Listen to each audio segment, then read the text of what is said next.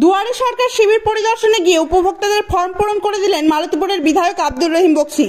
রাজ্যের নবম পর্যায়ের দুয়ারে সরকার শিবির শুরু হয়েছে শনিবার চাচল 2 নম্বর ব্লকের ভাকরি গ্রাম পঞ্চায়েতের অধীনে শাওরগাছি বিদ্যানন্দপুর এমএনএইচ হাই স্কুলে। সেখানে কৃষক বন্ধু, কর্মসাথী, কন্যাশ্রী, লক্ষ্মীর ভান্ডার ও স্বাস্থ্যসাথী সহ রাজ্য সরকারের 36টি জনমুখী প্রকল্পের স্টল বসে। এদিন সেখানে শিবির পরিদর্শনে যান মালতীপুরের বিধায়ক আব্দুর রহিম বক্সী।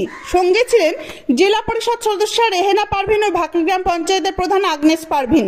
বিধায়ক এদিন নিজ হাতে উপভোক্তাদের ফর্ম পূরণ করে দেন। তিনি বলেন, রাজ্য সরকারের দুয়ারে সরকার প্রকল্প ব্যাপক সাড়া ফেলেছে, মানুষের ভিড় রয়েছে, অনেকে ফর্ম নিয়ে ঘোরাঘুরি করছিল, তাই তাদের ফর্ম পূরণ করে দিই।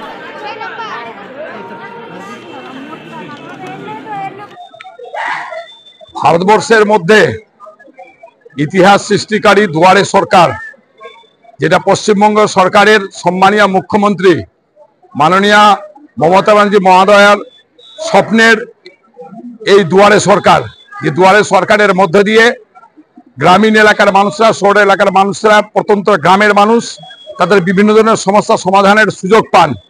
সমস্ত প্রকল্পের সমস্ত দপ্তরের আধিকারিকরা এখানে উপস্থিত থাকেন এবং তারা তাদের সমস্ত সমস্যা শুনে সমাধান করার চেষ্টা করেন। এখান থেকে এই দুয়ারে সরকার দীর্ঘদিন ধরে চলছে।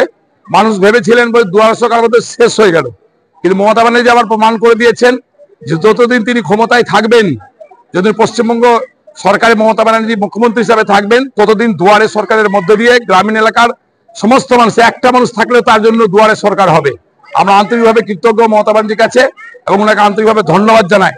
আমরা এখানে এসছি, আমাদের গ্রাম পঞ্চায়েতের প্রধান আছে, আমাদের জেলা পরিষদ সদস্য আছে, আরো সকলে আমাদের আছে, আমরা সকলে মিলে এখানে আছি এবং আমি নিজেও একটা ফর্ম ফিল আপ করেছি।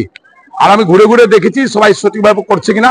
খুবই ভালো হচ্ছে এখানে এবং সর্বস্তরের মানুষ উপস্থিত হয়েছেন আর অফিসার্সরা সবার সাথে কোঅপারেশন করে আজকে কাজ করছেন। প্রকল্পের যে অ্যাওয়ারনেস, সচেতনতা পশ্চিমবঙ্গ সরকার করে দিলেও মানুষ ঠিকভাবে বুঝতে পারছিলেন না। যারা বাইরে কাজ করতে যায় তারা এই অভিজ্ঞতাটা তাদের ছিল না, এখন অনেকে বুঝতে পেরেছেন। আজকে এখানে কর্মসাথীর স্টল রাখা হয়েছে, সেখানে প্রচুর মানুষের ভিড় বাড়ছে এবং আমরা আরো জনপ্রতিনিধিরা পঞ্চায়েতের মাধ্যমে সর্বস্তরের মানুষের কাছে পৌঁছানোর চেষ্টা করছি। যারা বাইরে কাজ করতে যায় তারা যেন কর্মসাথী প্রকল্পের সাথে যুক্ত হয়ে তাদের যে কার্ডটা, সে কার্ডটা তারা যেন তৈরি করে।